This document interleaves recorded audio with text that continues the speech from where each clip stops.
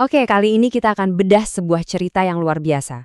Cerita tentang sebuah bisnis yang udah di ujung tanduk, nyaris banget bangkrut, tapi berhasil berbalik arah dengan sebuah kerangka kerja yang kelihatannya sederhana. Gimana ceritanya? Yuk kita lihat. Buka 4, tutup 3. Kalimat ini dalam banget ya. Inilah kenyataan pahit yang dihadapi Dr. Hegi Harjoyo. Bayangin, seorang profesional hebat dengan pendidikan tinggi, tapi pas terjun ke dunia wirausaha, impiannya malah jadi kayak naik roller coaster yang bikin pusing. Nah, pertanyaannya kan, gimana ceritanya seorang mantan manajer regional di perusahaan multinasional top bisa-bisanya sampai hampir nyerah sama bisnis yang dia bangun sendiri? Jadi gini perjalanannya. Sebelum tahun 2020, karir Dr. Hegi ini mulus banget, profesional korporat, bahkan ekspatriat. Terus tahun 2020, dia nekat pakai uang pesangonnya buat bangun Best Dough Bakery. Harapannya tinggi dong, tapi kenyataannya pahit. Dia buka 4 cabang, yang 3 malah harus tutup.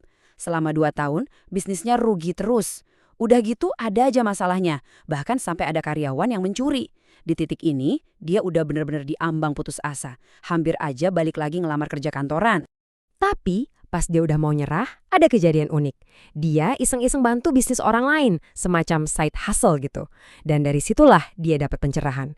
Dia sadar, masalahnya tuh bukan di produk rotinya, sama sekali bukan. Masalahnya ada di cara dia menjalankan bisnisnya. Ini dia momen ahanya. Dia sadar, selama ini gue jadi satu-satunya orang yang mikir di bisnis ini. Gue yang jadi pelaksana, bukan pembangun tim.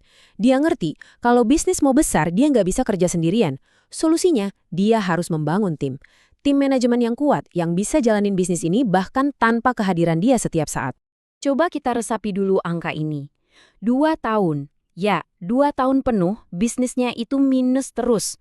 Kebayang nggak sih tekanan mental dan finansialnya? Ini benar-benar masa-masa paling berat yang nguji dia habis-habisan. Terus, lihat ini, plus 750%. Gila kan? Setelah dia bangun timnya, setelah dia ubah pendekatannya, penjualannya meroket segitu gedenya. Dan ini bukan dalam waktu lama loh, ini terjadi cuma dalam waktu setahunan lebih dikit. Dari minus parah, jadi meledak kayak gini. Perubahan yang wah, luar biasa. Nah, ini dia perbedaannya. Jelas banget. Sebelumnya dia itu kayak Superman yang sendirian. Semuanya terpusat ke dia, dan kerjaannya cuma mademin kebakaran setiap hari. Yang hasilnya rugi melulu. Sesudah itu, bisnisnya digerakkan oleh tim, pertumbuhannya jadi strategis, dan penjualannya, ya itu tadi, meledak. Dia berubah dari diperbudak bisnisnya, jadi pemimpin bisnis yang bisa tumbuh sendiri. Oke, jadi apa sih eliksir atau resep rahasianya? Kuncinya ternyata sederhana banget. Urutannya harus benar. Ini dia urutannya. Langkah pertama, tentukan dulu strategi bisnisnya. Mau kemana arahnya? Kedua, baru rancang organisasinya. Kayak apa kendaraan yang kita butuhin buat ke sana. Nah, baru langkah ketiga, cari orang yang tepat buat ngisi kursi-kursi di kendaraan itu. Kebanyakan dari kita kan kebalik. Rekrut orang dulu, baru bingung nentuin strategi. Kata Dr. Hegi, itu salah besar. Tahu tujuannya, bangun kendaraannya, baru cari supirnya. Simpel kan? Konsep ini penting banget, namanya job people fit. Gampangnya gini, kita harus bikin kursinya dulu sebelum nyari orang buat duduk di situ. Jadi kita definisikan dulu apa aja tugas dan tanggung jawab sebuah peran. Baru kita cari orang yang kemampuannya, minatnya, dan karakternya pas banget sama kursi itu. Tujuannya apa? Biar orang itu bisa sukses dan berkembang maksimal. Jadi bukan cuma asal rekrut orang pinter, tapi orang yang tepat untuk pekerjaan yang tepat. Nah, supaya konsep job people fit tadi bisa jalan, Dr. Hegi membangun sebuah budaya kerja yang didasari sama 5 pilar utama. Ada kejelasan atau clarity, kompensasi, makna atau meaning, job people fit itu sendiri, dan kompetensi. Kelima pilar ini yang jadi fondasi supaya setiap orang di timnya punya rasa kepemilikan yang tinggi. Kita bedah satu-satu ya. Oke, kita lihat detailnya. Pilar pertama, kejelasan. Ini artinya semua orang di tim tahu persis posisi mereka apa, targetnya apa, dan gimana cara ngukur kesuksesan. Nggak ada yang abu-abu. Kedua, kompensasi. Harus ada sistem insentif yang adil, transparan, dan ya agresif. Yang benar-benar ngasih penghargaan buat pertumbuhan. Ketiga, makna. Kerja itu bukan cuma soal uang. Harus ada tujuan yang lebih besar, ada rasa bertumbuh, ada dampak yang diciptakan. Keempat, yaitu tadi, job people fit. Orang yang tepat ada di peran yang tepat. Dan yang terakhir, kompetensi. Timnya harus terus dikembangkan, skillnya di-upgrade terus biar bisa ngadepin tantangan baru.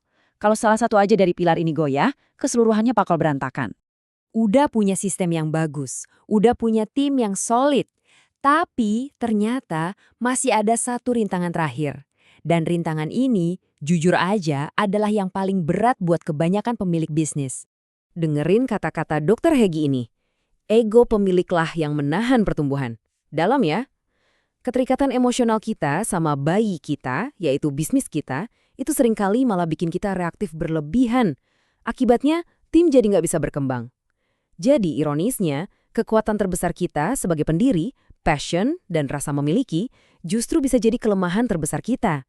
Intinya, kalau kita mau bisnis kita jadi besar, kita harus rela melepaskan. Kita harus siap ngadepin ketidaksempurnaan orang lain waktu mereka lagi belajar dan bertumbuh. Dr. Hagi harus belajar untuk tahan-tahan, nggak ikut campur, membiarkan timnya bikin salah. Karena justru dari kesalahan-kesalahan itulah, timnya benar-benar belajar, jadi lebih kuat, dan akhirnya punya rasa kepemilikan yang sesungguhnya. Jadi pertanyaannya sekarang buat kita semua, apa satu hal yang perlu kita lepaskan supaya tim kita bisa berkembang? Pelajaran utamanya jelas banget. Membangun bisnis yang bisa scale up itu bukan cuma soal apa yang kita bangun, tapi juga soal apa yang berani kita lepasin. Kontrol, ego, atau mungkin rasa takut